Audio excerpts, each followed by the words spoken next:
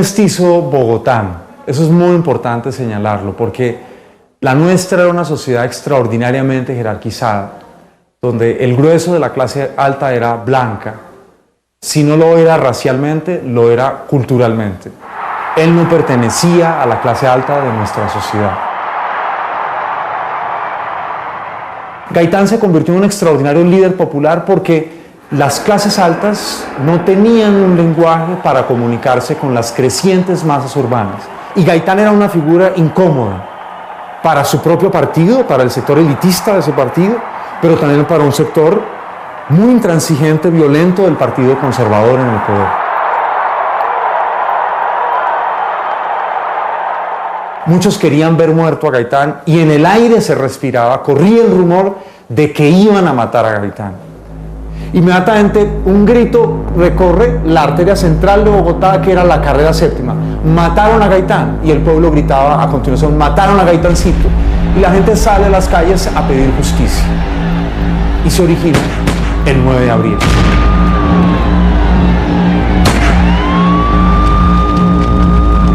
Pero las tropas alrededor del palacio se organizan rápidamente y repelen a los atacantes.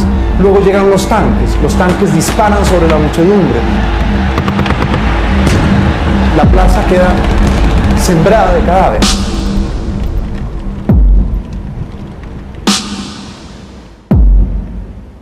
Cuando él es asesinado en el centro de Bogotá, es asesinado el hombre que en esos momentos, a través de su figura, representaba las expectativas populares.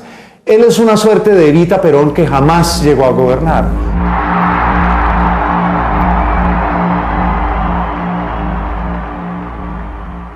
Ese día, muchos gaitanistas temieron por su vida y aplicaron un verbo que tal vez es único en el castellano, en la interpretación que tiene en Colombia: enmontarse.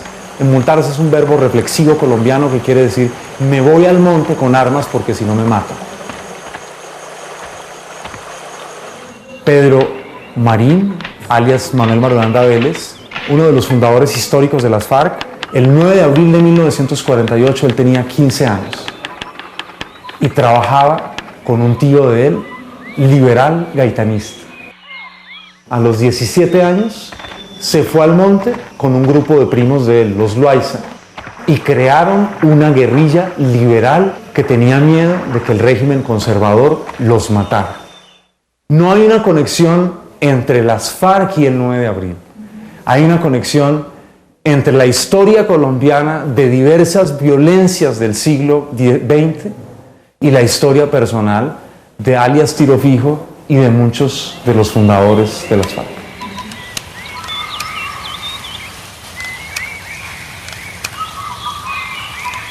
Para finales de la década de los años 50, un grupo de guerrilleros liberales ya habían tenido contacto con el Partido Comunista y habían ido siendo penetrados por la ideología del Partido Comunista de entonces, y establecen una especie de sociedad autogestionaria.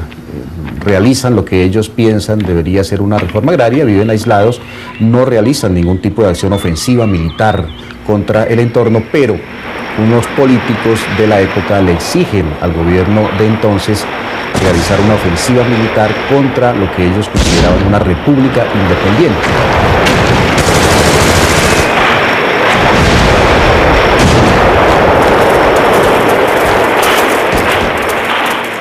Efectivamente, ese ataque en 1964 contra Marquetalia marca el comienzo de las FARC en Colombia. En 1962, el gobierno agredió nuevamente la región de Marquetalia. Mediante la resistencia de los campesinos y una gran solidaridad promovida por el partido en las ciudades, se logró que las fuerzas oficiales desocuparan la región. En 1964 vuelve el gobierno a desatar una persecución con un total de 16.000 hombres para aniquilar totalmente la organización que allí se encontraba. Pero encontró nuevamente con la resistencia de los campesinos y mientras de aniquilarlo, el movimiento se ha extendido, se ha fortalecido aún más todavía, puesto que en junio de 1900 64, entonces ya creamos un programa en el que se dio a conocer a toda la opinión pública y al que se han adherido otra cantidad de movimientos revolucionarios y están de acuerdo y seguimos luchando por ese programa, todos en conjunto.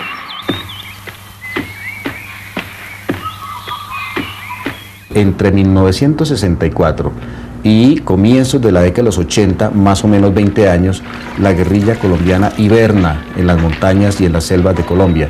Prácticamente no se sienten, no realizan acciones militares sustanciales, no crecen, son un grupo congelado en el tiempo. Y Colombia es un país muy pacífico, incluso más pacífico que los países del entorno cercano.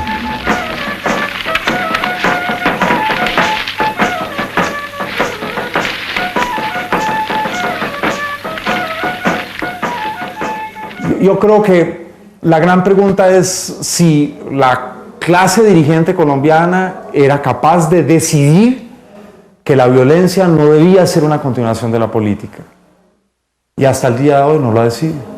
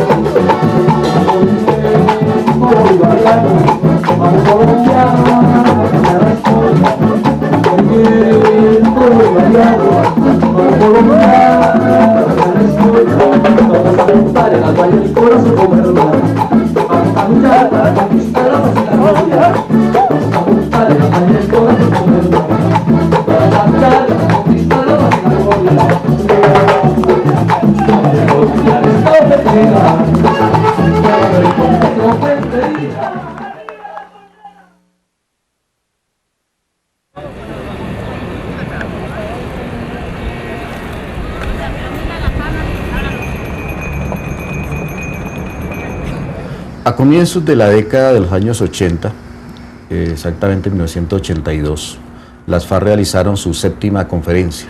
Ahí establecieron por primera vez unas estrategias políticas, militares y económicas muy claras hacia la toma del poder.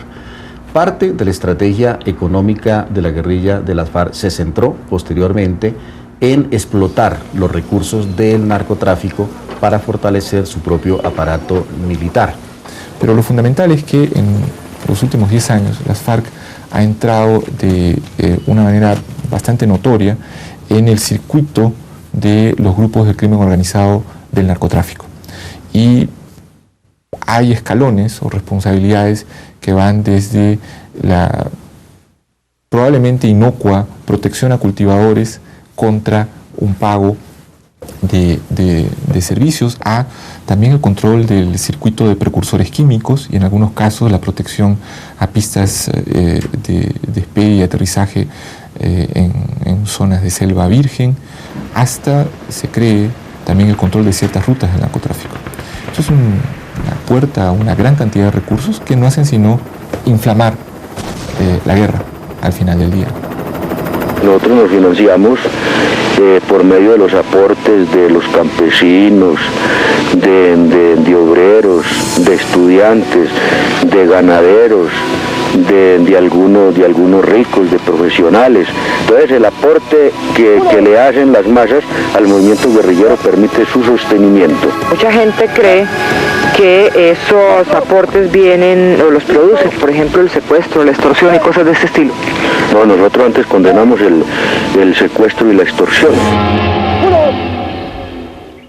El narcotráfico se convirtió en la columna vertebral de las FARC porque financiar una guerrilla tan numerosa y con tantas ocupaciones diarias, con un presupuesto bastante elevado, con la necesidad de reequiparse constantemente para enfrentar al ejército oficial, pues hace que la única vía posible de financiación sea el narcotráfico. El secuestro no representa en las arcas de las FARC más del 20%, por lo tanto la principal actividad para financiarse sigue siendo el narcotráfico.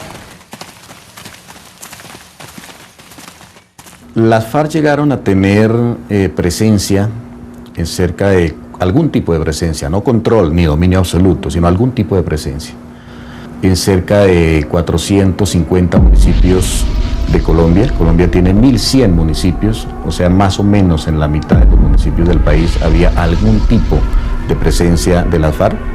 Hoy en día la presencia de la guerrilla se ha reducido a unos 250 municipios, es decir, prácticamente a la mitad de lo que tenían hace unos 6 años.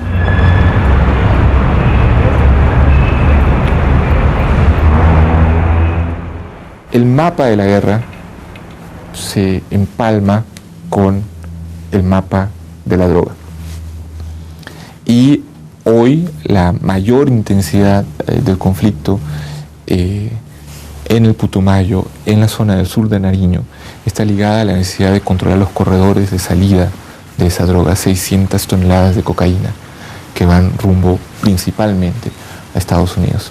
Pero hay entre 5.000 a 6.000 millones de dólares americanos que se calcula retornan a Colombia producto de este comercio ilícito. Y calculen ustedes cuántas armas se pueden comprar con esa cantidad de dinero. Las rutas principales de las FARC en el narcotráfico, y no solo ahora, sino desde hace bastante tiempo, han sido la ruta Colombia-Venezuela, sobre todo por el lado suroriental, Surinam y Guyanas, y de ahí Europa, Estados Unidos.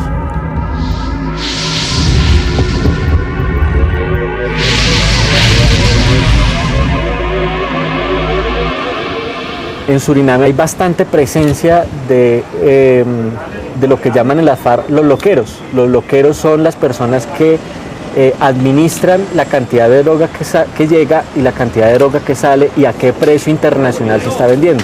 Son personas de entera confianza de los comandantes guerrilleros, pero que están ubicados en los sitios de despacho de la droga, para guardar que en el proceso no le roben a las FARC pues, o la engañen con los precios de comercialización.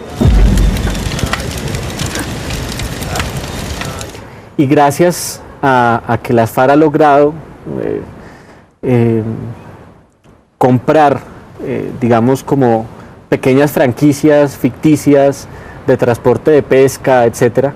Entonces hay una perfecta ruta entre el Pacífico colombiano, específicamente en los límites entre Nariño y Cauca, hacia el Ecuador.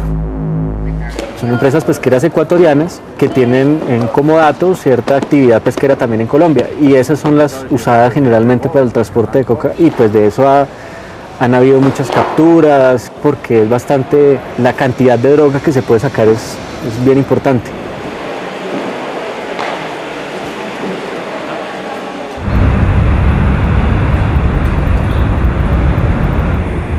Podríamos decir, en síntesis, que sin la ayuda del narcotráfico, las FARC serían la 10ª parte de lo que llegaron a ser. Es gracias a los recursos del narcotráfico que las FARC se expanden, crean muchos frentes a lo largo y ancho del país, en gran cantidad de municipios, y logran a mediados de la década de los años 90 tener una capacidad muy fuerte de confrontación abierta con el ejército colombiano, de propinarle una seguidilla de derrotas al ejército nacional entre 1996 y 1999.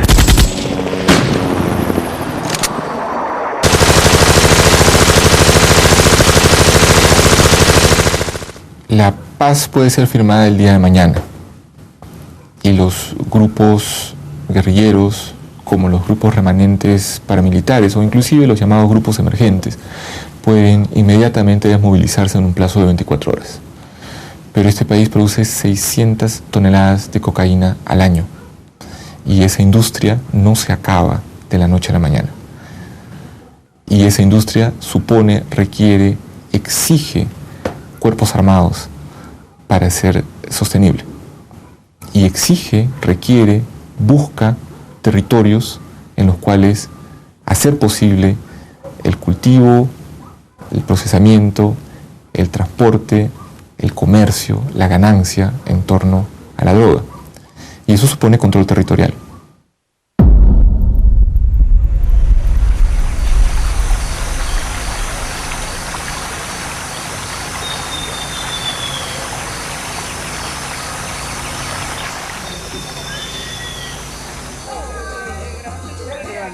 En la zona de frontera, entre las autoridades, pues bueno, hay mucha gente que está comprada, mucha gente trabaja para las FARC, fiscales, policías, guerrilleros detenidos son liberados inmediatamente. La guerrilla en la frontera está visualizada como un amigo, como un aliado, como ese elemento que ha reemplazado al Estado, da justicia, da protección, da alimentación, da mucho dinero. Entonces es básicamente una relación muy estrecha.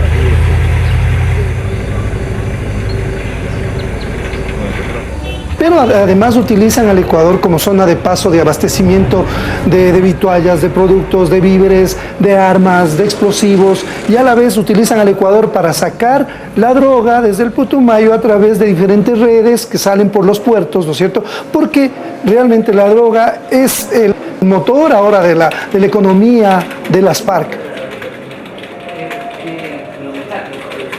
Alejandra Monroy.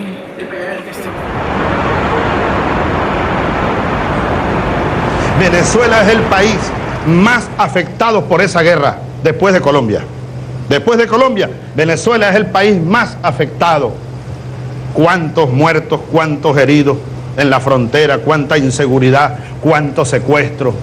En realidad entre Colombia y Venezuela hay un tercer país. La frontera es un tercer país, con idiosincrasia incluso distinta a la de los dos países grandes con los que limita ese tercer país. Y desde hace muchos años allí eso se ha transformado en el reino de toda clase de actividad delictiva. Pero se ha empeorado muchísimo bajo el gobierno de Chávez. Mucho. Ese proceso de toma de las fronteras de Venezuela con Colombia ha tenido que ver primero con un refugio para esos movimientos cuando están buscando, digamos, salirse de las zonas calientes, pero también, y básicamente, y hoy día está muy comprobado que es así, para construir nuevas rutas de narcotráfico, pues, que, digamos, financiadas por el narcotráfico, pero a su vez, vamos a decir, construidas y custodiadas por los movimientos irregulares, no solamente de la guerrilla, sino también del paramilitarismo, pues, ¿no? Eso ya venía antes de Chávez, pues.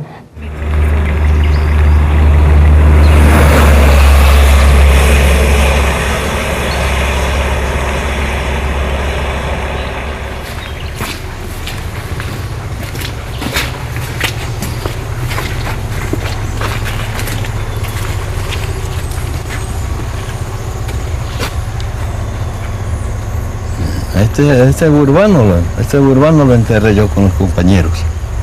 En 1999, que lo mataron. Todos esos son muertos a bala, cuchillo. El municipio se encarga de enterrar. El municipio se encarga de enterrar. Todo esto está lleno de NN, todo, donde vamos caminando.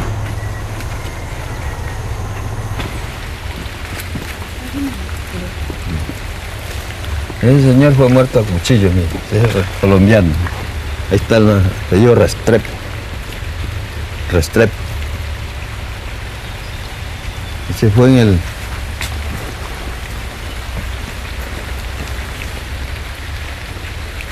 ...2007.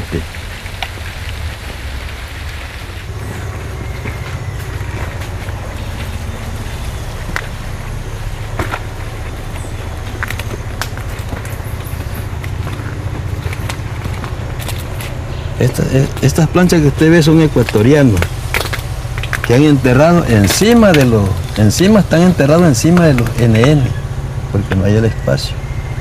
Sí, hay ecuatorianos y colombianos. No. Por decir más o menos los 140 NN. Pongámosle mitad por mitad. Mitad ecuatoriano, mitad colombiano.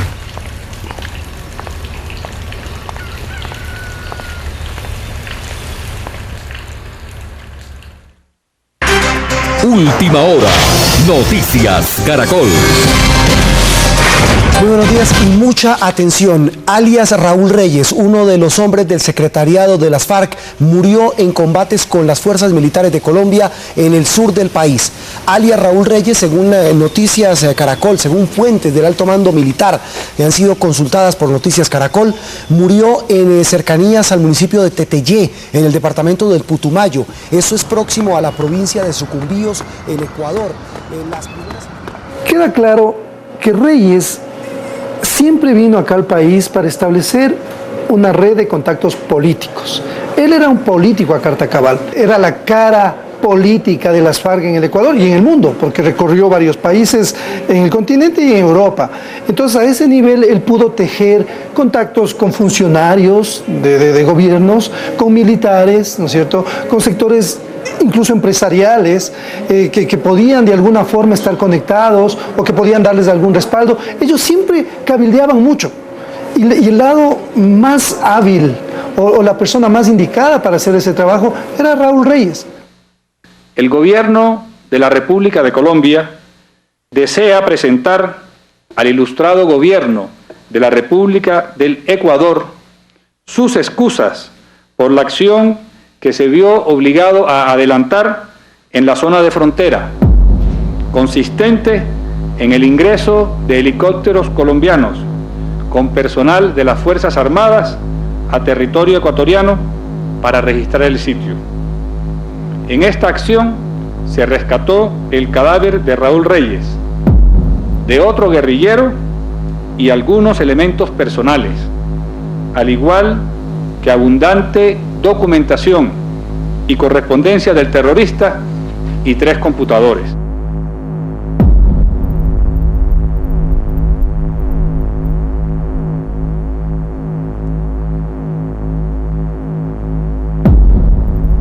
Utilizando herramientas forenses sofisticadas, los expertos de Interpol determinaron que las 8 evidencias incautadas contenían más de 600 gigas de datos.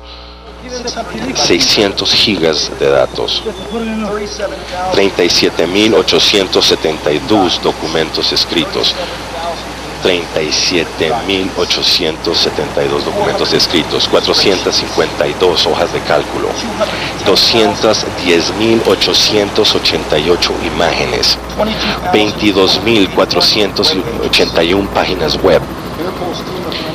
El equipo de expertos forenses de Interpol no descubrieron evidencia, y repito, no descubrieron evidencia de modificación, alteración, adición o borrado en los archivos de usuario de alguno de los 3 computadores portátiles, en alguna de las 3 unidades de memoria USB y en los 2 discos externos incautados durante una operación antinarcóticos antiterrorista en un campamento FARC el 1 de marzo de 2008.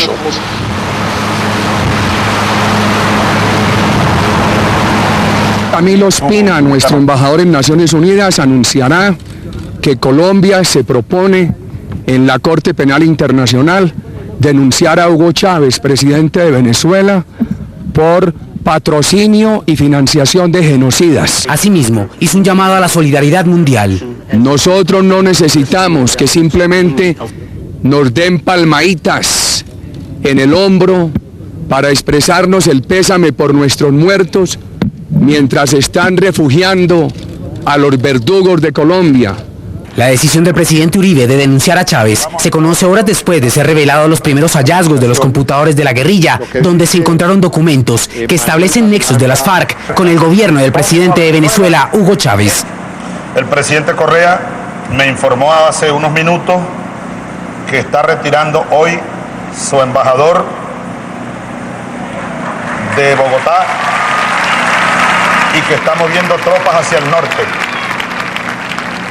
Le dije, Correa, cuenta con Venezuela para lo que sea, que se cierre nuestra embajada en Bogotá.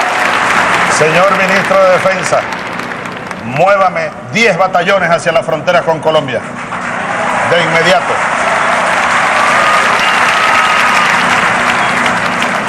Batallones de tanque, la aviación militar que se despliegue. Nosotros no queremos guerra, pero no le vamos a permitir al imperio norteamericano, que es el amo, y a su cachorro, el presidente Uribe, y la oligarquía colombiana, que nos vengan a dividir, que nos vengan a debilitar. Una nota recogida por Raúl Reyes habla del agradecimiento de Chávez por el aporte de 100 millones de pesos que las FARC, cuando estaba preso, entregó en ese momento al presidente Chávez. Leo la parte pertinente cuando en una carta fechada de febrero se dice: agradeció la solidaridad de los 100 millones de pesos aportados por las FARC cuando estaba preso. Ahora, que Chávez se haya asociado con la FARC, eso a mí al comienzo me parecía incomprensible. Decía, esto no puede ser. Me decía a mí mismo, pero ¿cómo Chávez puede asociarse con este grupo? Bueno, pero lo hizo. Ahora, en un cierto momento del camino, parece que se dio cuenta. No sé si porque él sabe lo que nosotros no sabemos, lo que hay en las famosas computadoras de Raúl Reyes, ¿no? Que Uribe le va soltando de a poquito las cosas que están allí y Chávez prefiere entonces calmarse en relación con Colombia para que no sigan saliendo cosas de las computadoras, o porque por su propia cuenta descubrió que la FARC en definitiva lo que hacían era rayarlo a él, desacreditarlo. Es factible, al menos entra en el orden de lo verosímil y incluso de lo posible, que el gobierno del presidente Chávez haya financiado a movimientos subversivos del exterior y en particular a la FARC, primero por el marco, digamos, de los indicios que ya hemos hablado de simpatía, de ciertos acercamientos informales y formales, etcétera, pues, ¿no? Pero a eso se aúna un elemento que es difícil de entender en una sociedad civilizada y democrática, pero que ocurre en Venezuela, y es que en Venezuela hay dos presupuestos, ¿sí? Hay un presupuesto formal que se aprueba todos los años en el Congreso, en la Asamblea Nacional, que está dominada por seguidores del presidente Chávez, pero que por una especie de astucia administrativa es un presupuesto que está muy vinculado al precio del petróleo, y el precio del petróleo siempre está siendo cotizado para ese presupuesto a unos precios ridículamente bajos. Para dar una dimensión de lo que estamos hablando, Venezuela este año solamente por petróleo debe tener ingresos en torno a los 70.000 o 80.000 millones de dólares. Probablemente solamente unos 10.000, 20.000 están presupuestados oficialmente. El otro diferencial, los otros 60.000 millones, se manejan, digamos, sin ningún tipo de contraloría ciudadana ni tampoco institucional. Presidente Uribe, si usted le reconoce a la FARC estado de beligerancia, por ejemplo, y la FARC lo aceptan, las FARC entrarían de inmediato en los protocolos de Ginebra. No podrían utilizar el secuestro, por ejemplo. Yo no comparto el secuestro, me parece horrible. Dice Raúl Reyes, alias Raúl Reyes, en este documento dirigido al secretariado, que la REA, en nombre del presidente Correa, tiene interés de oficializar las relaciones con la dirección de las FARC por conducto del ministro de Seguridad Larrea. Segundo, habla de la disposición de coordinar actividades sociales de ayuda a los pobladores de línea fronteriza para el intercambio de información y en general ratifica la REA a las FARC que la política ecuatoriana es negarse a participar del conflicto interno colombiano con apoyos al gobierno Uribe. Pregunta el gobierno ecuatoriano a las FARC, según este documento hallado en el computador de Raúl Reyes, que si les interesa el reconocimiento de beligerancia, pues comparten los planteamientos de Chávez en estos temas.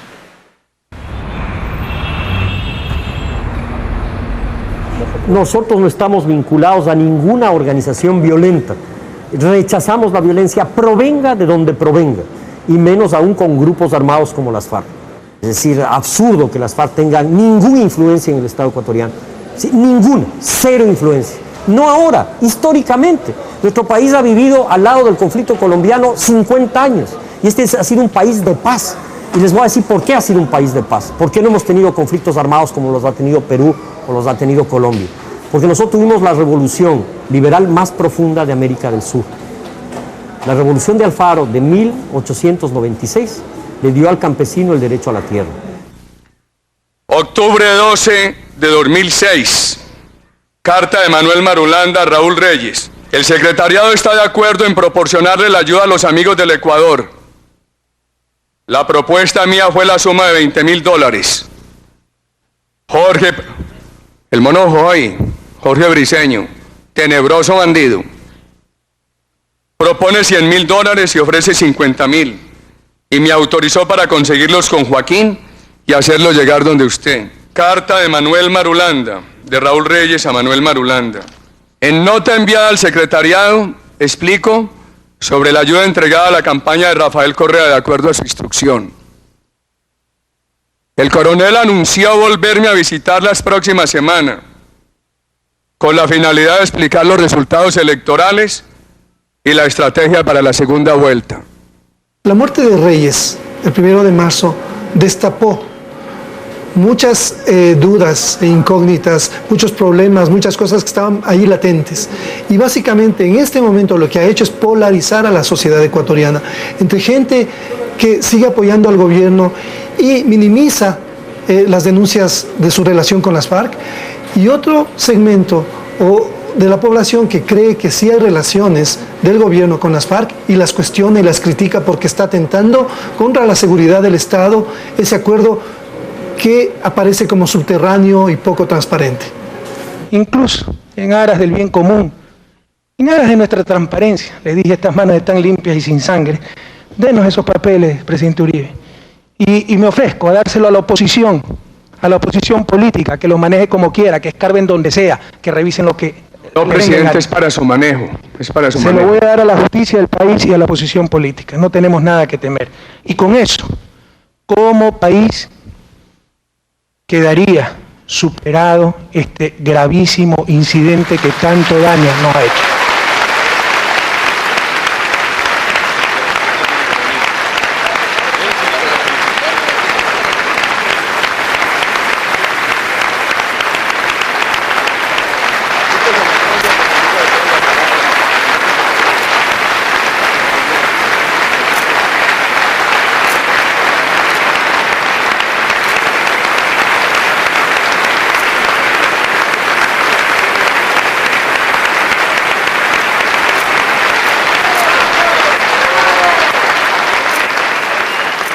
El terrorismo no debe tener fronteras.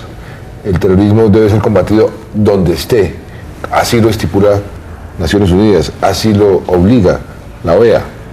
Y por eso a veces nos queda difícil entender por qué no hay una mayor colaboración para combatir estos grupos por parte de algunos vecinos en sus fronteras. Al fin y al cabo, son enemigos comunes.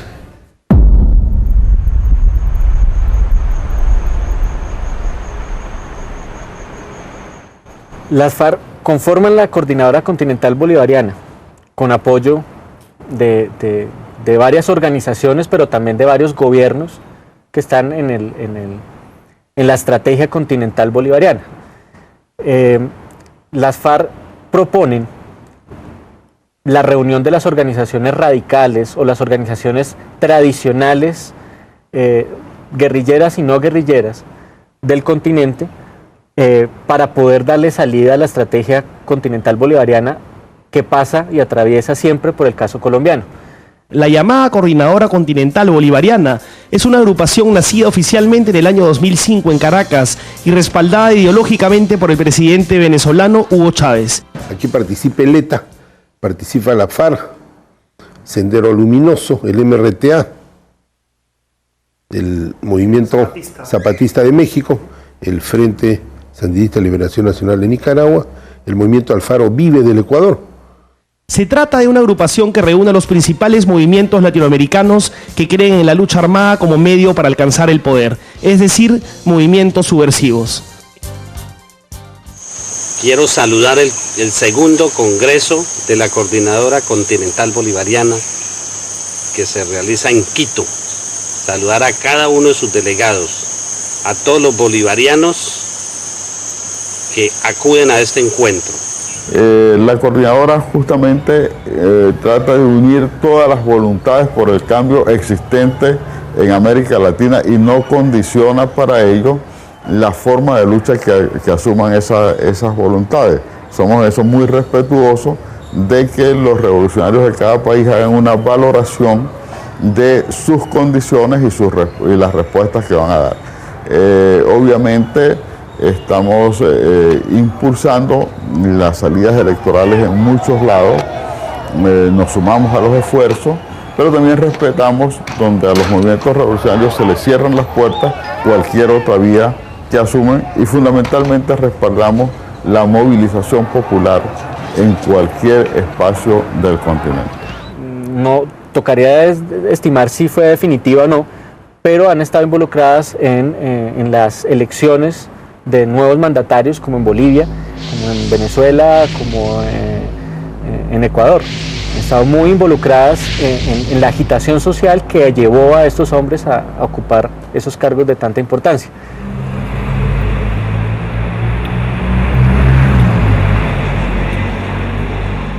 En febrero de este año, del 2008, hubo un encuentro bolivariano en Quito, Ecuador, organizado por la municipalidad avalado por la municipalidad de Pichincha, la Casa de la Cultura de Quito y la Universidad Politécnica de la misma ciudad.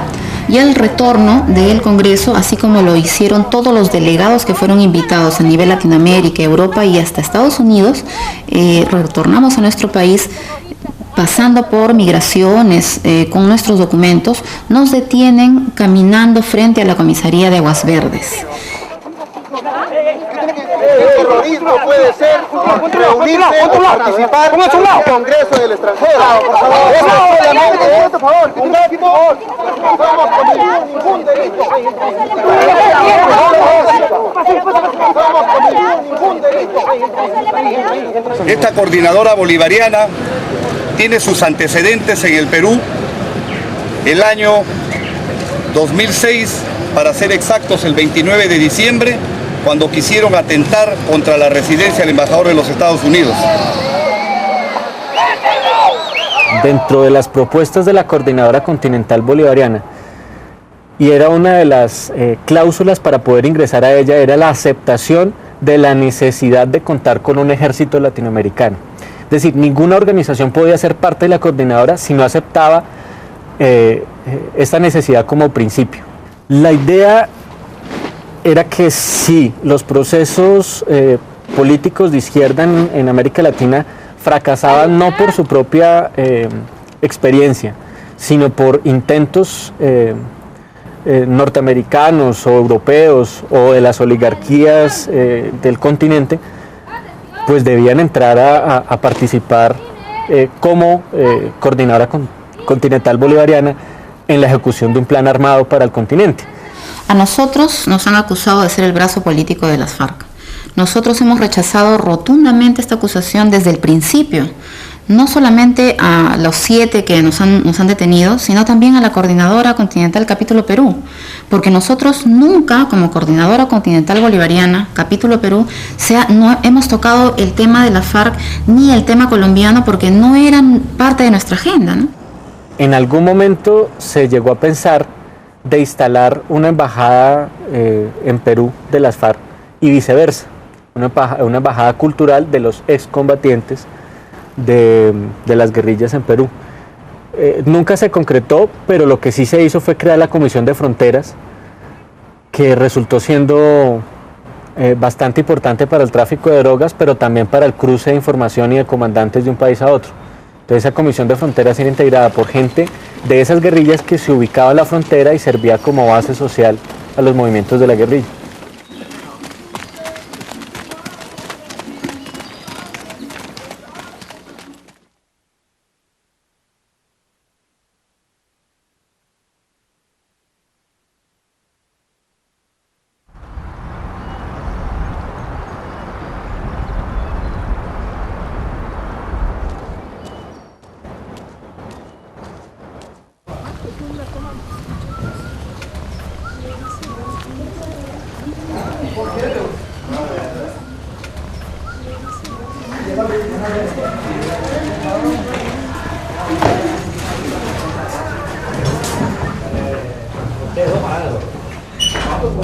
Omar Martínez, en ese momento, secretario general del Partido Patria Libre, que es el que toma la decisión de escoger a la víctima, también decide hasta qué día Cecilia tiene que estar con vida.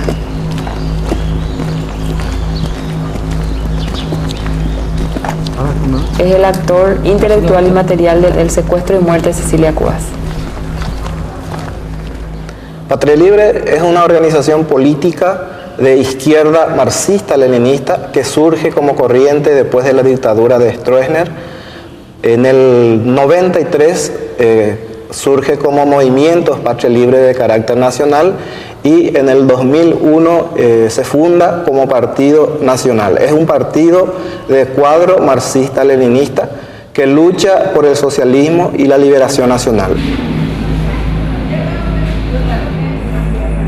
Las raíces de mi formación ideológica es la teología de la liberación, es el cristianismo, que diría, yo siempre digo, un cristianismo revolucionario, es mucho decir, porque el cristianismo vivido en su esencia como lo vivió Cristo es revolucionario, es el cambio, significa una lucha constante por la vida y a favor de la vida de todos. Francisca Andinopoulos Joven es miembro del comité político del Partido Patria Libre. Ella junto con Osmar Martínez han estado en la reunión en donde ese comité decide dar muerte a Cecilia Cubas. Se justifica la lucha armada en determinadas coyunturas, porque el enemigo tiene el arma, las policías y los militares es el brazo armado de la oligarquía. Y con todas las armas, con todo el poder, reprimen, asesinan, encarcelan a dirigentes para no responder a los intereses de la clase de la mayoría. Por lo tanto, el pueblo, como última defensa de sobrevivencia contra toda esa represión en determinadas coyunturas, y repito, en determinadas coyunturas, la única opción es la lucha armada. Salimos de la oficina aquel día a las 6 de la tarde con Cecilia juntas, una tras otra. Yo vine por delante, llego a la casa y nada más que bajo del vehículo empiezo a subir las escaleras y escucho ruidos de disparos, pero tal cantidad de disparos que aquello parecía una revolución. Entonces voy directamente hacia la cocina buscando la ventana que comunica con la parte exterior de la casa. Llego prontamente a la ventana y al asomarme nomás veo en aquella intersección de ambas calles la sombra de un auto, la silueta de un auto que en la semipenumbra parecía de un color rojo o ladrillo, terracota como llamamos. Y lo que más sí, un hombre estaba a la derecha del auto en actitud de disparo. Y digo esto porque los tiroteos, los balazos continuaban, el ruido continuaba. Aquello era estruendoso. Trato de correr, a pesar de que las piernas no me daban hasta el lugar. Entonces yo apuraba el paso tratando de llegar lo antes posible. Cuando llego aquí a la intersección encuentro realmente, era un Ford, un auto rojo realmente, el que estaba aquí. Tenía una posición así inclinada, estaba en esta posición. El auto estaba completamente vacío. Entonces yo desesperada miro y veo la camioneta de mi hija a esa distancia frente a esa casa. Voy corriendo hacia la camioneta. En aquel momento ya estaba desesperada y cuando llego la camioneta estaba exactamente. Entonces ahí pienso, por eso es que no la vi en la camioneta desde la casa. La camioneta estaba parada acá. Veo horrorizada los orificios de bala que tenía la camioneta. También tenía la ventanilla del lado delantero derecho totalmente rotos los vidrios. Miro así el piso, ¿verdad? Y veo un mazo. Me imagino que con eso habían roto el vidrio.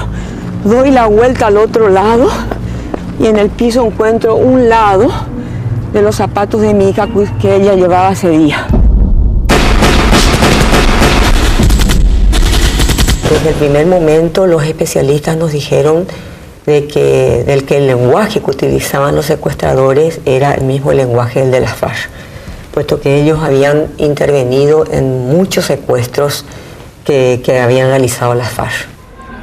El lenguaje que usaban, la manera como ellos se manifestaban de que si nosotros nos reuníamos el dinero, que la fruta se iba a podrir, que la fruta ya se estaba descomponiendo, refiriéndose a la víctima.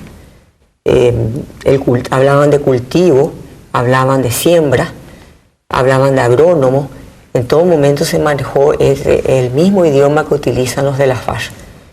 Entonces ya nos dimos cuenta y ellos nos dijeron: prepárense que esto puede ser largo.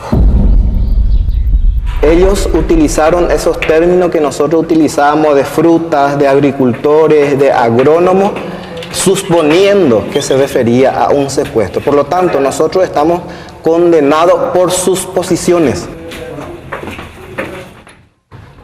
Posteriormente, también otro de los múltiples elementos que tenemos es que dentro del correo de los negociadores, que es Cantagrillo, se había encontrado en la papelera, se había encontrado el correo de Osmar Martínez, que es musguero@hotmail.com.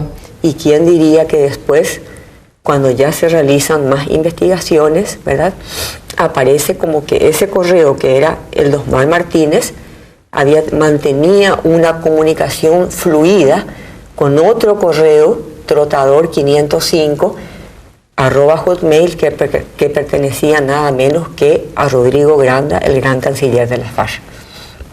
Luchando, creando poder popular. Luchando, creando poder popular. ¡Asesinos! ¡Asesinos! ¡Asesinos! ¡Asesinos! Hasta este momento no hay un hecho que pueda decirnos nuestra participación. Sin embargo, ellos utilizan los medios para criminalizar y para demostrar nuestra culpabilidad. ¿Por qué tanta propaganda? Es porque no tienen nada.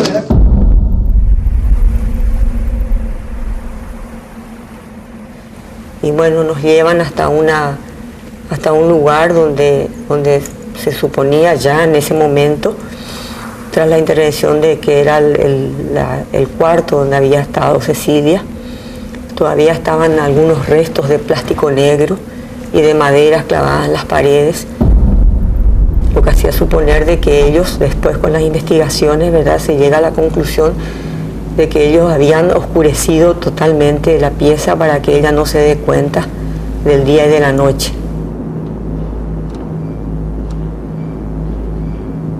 Luego se llega hasta la última pieza para ser inspeccionada, donde se encuentran palas, hules cargadas de tierra, y se procede a limpiar todo eso cuando los investigadores dan cuenta que una parte del piso, una alisada, estaba hueco. Ellos informan de que existe presumiblemente sería un túnel.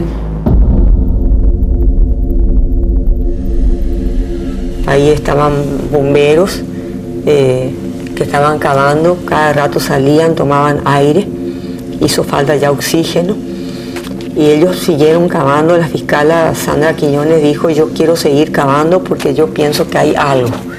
Este es el momento en que se va ingresando al túnel, una de las partes donde se van encontrando varios residuos de la presencia de un algo ahí dentro de ese túnel. Pero esto es un largo trayecto que se va recorriendo antes de llegar a la fosa donde le tenían a Cecilia.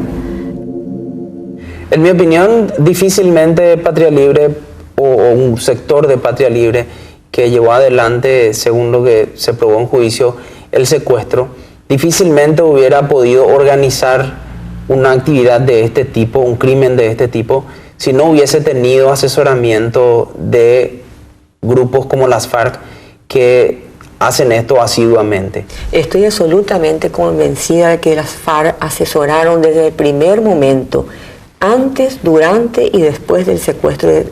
Asesoraron al brazo armado de Patria Libre en todo lo que se refirió a la ejecución, a la toma de la víctima, a la negociación, e inclusive recomendaron la muerte de mi hija. Cecilia Cubas no era una persona ni que atentaba contra sus intereses, ni que tenía una lucha ideológica contra ellos, pero sin embargo representaba socialmente algo contra lo cual ellos permanentemente denostan o critican, y lo hacen abiertamente. Es decir, representa lo que para ellos se identifica como la oligarquía. Entonces yo pienso que ahí hay un mensaje dirigido de parte, político dirigido de parte de ese grupo de Patria Libre.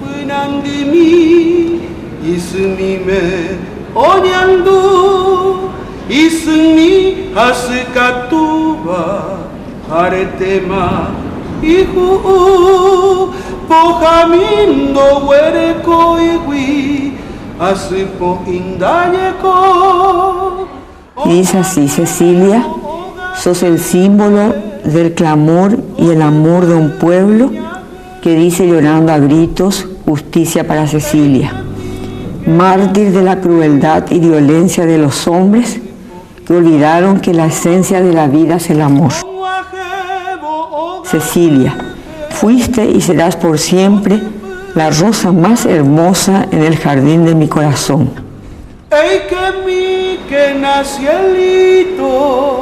Siento mucho. Siento y sé que ellos también están sufriendo. Sufren ellos y sufrimos nosotros. Sufren la gente de arriba y sufrimos la mayoritaria gente de abajo, que son nuestros familiares, que son muchos también, porque como gente campesina y pobre somos de muchos hermanos, todos, casi todos los que estamos condenados en este caso. Y el sufrimiento es de ambas partes. Lo único que quiero es que Dios me dé las fuerzas suficientes para llevar a término esto, puesto que al ver el estado en que ellos dejaron a mi hija, le he hecho una promesa a ese cadáver diciéndole que mientras tenga vida voy a luchar hasta que todos los culpables del secuestro de ella estén en la cárcel.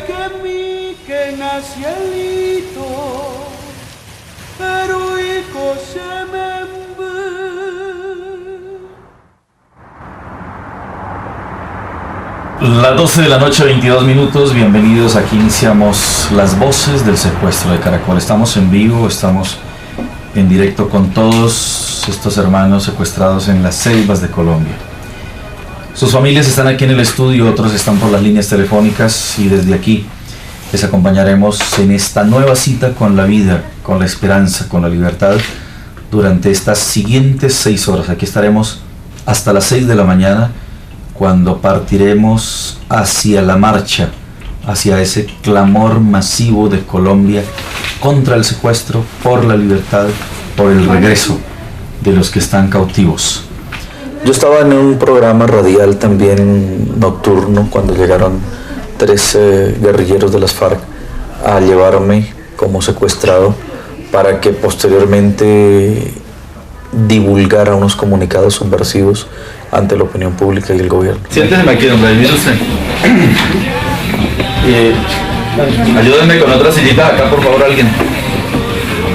Bueno, alguien acá. Ya estamos. Cuando yo regresé, después del rescate que hace el ejército, a los 10 días vengo al estudio, le cuento a los oyentes mi experiencia, lo que me había ocurrido, y les dije: yo tengo la certeza que los que están secuestrados nos escuchan, porque vi a un secuestrado que escuchaba, y él me comentó que había más secuestrados y cada uno tenía un radio. Entonces yo les dije: quien tenga un familiar secuestrado, háblenle por este programa. En Colombia no existía un listado de secuestrados en esa época. Se suponía que no había secuestrados, y cuando yo empecé el programa, al mes ya tenía un listado de más de 200 secuestrados. O sea, empezamos realmente a visibilizar el fenómeno del secuestro en este país.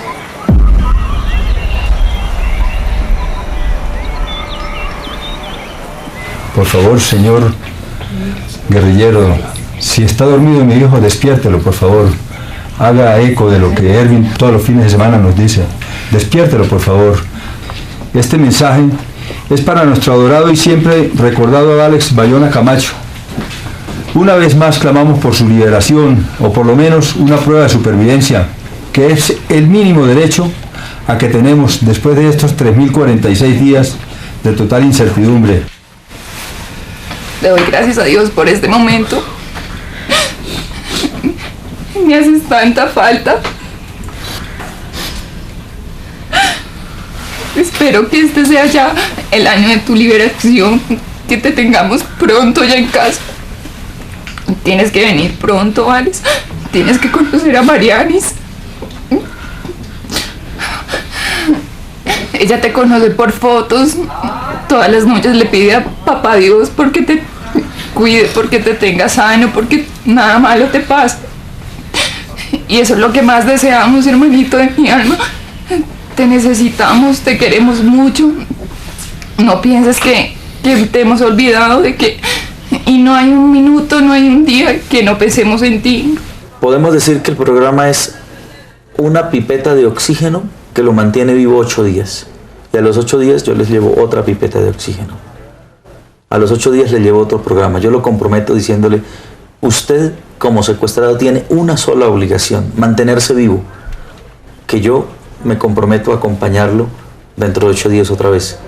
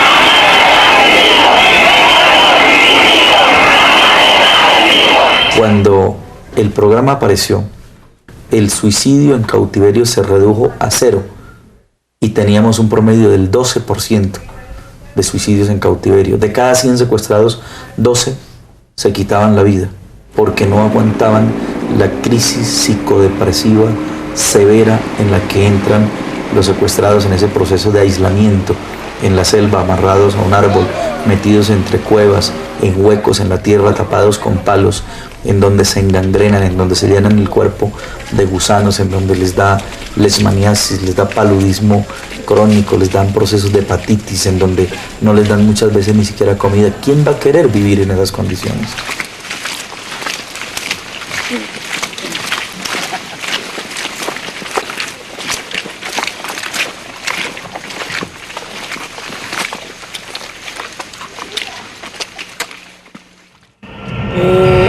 Nos mantenían reclusos en un campamento con la amenaza de circundados de minas antipersonales. Si algún intento de escape, pues íbamos a caer en alguna mina de esas. Aparte de eso, que si lográbamos escapar nos iban a capturar y si nos capturaban nos fusilaban. Y había un doble castigo para los que quedaran, compañeros secuestrados que quedaran ahí, no intentasen escapar. Entonces todas esas cosas era intimidación que a uno lo retenían a quedarse quieto y no intentar nada, más que uno es una persona de ciudad, una persona civil que no sabe nada de esas cosas, pues no intenta arriesgar su propia vida ni la de los compañeros. Bueno, mi Juan, se cumplen 30 meses, 900 días de tu secuestro. Tantas cosas me traen recuerdos tuyos que casi en cada sitio de la ciudad hay algo que me hace pensar en ti. Nuestra camiseta para la marcha de mañana tiene una frase que dice: ni el tiempo ni la distancia te han alejado de nuestros corazones. Ese es mi mensaje de hoy.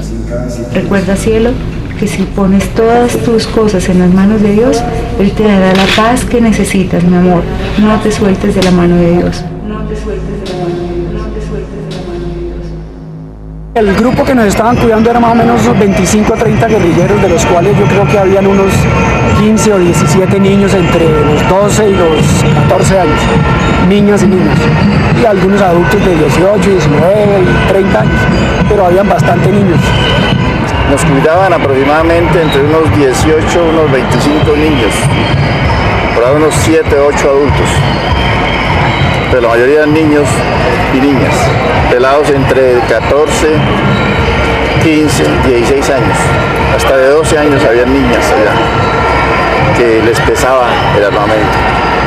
En las caminatas que teníamos, que eran tan largas, pagaban el pato a los pobres niños, porque les tocaba que cargar pesos hasta de 30 kilos a cada uno de ellos. y en jornadas agotadoras hasta de 15 días. Eso era imposible para los pelados.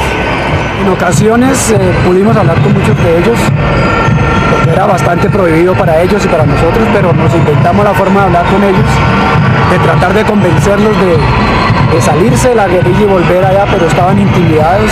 Ellos decían que ya no había paso atrás. Para ellos era más amenazante intentar desertar porque los iban a fusilar si los capturaban.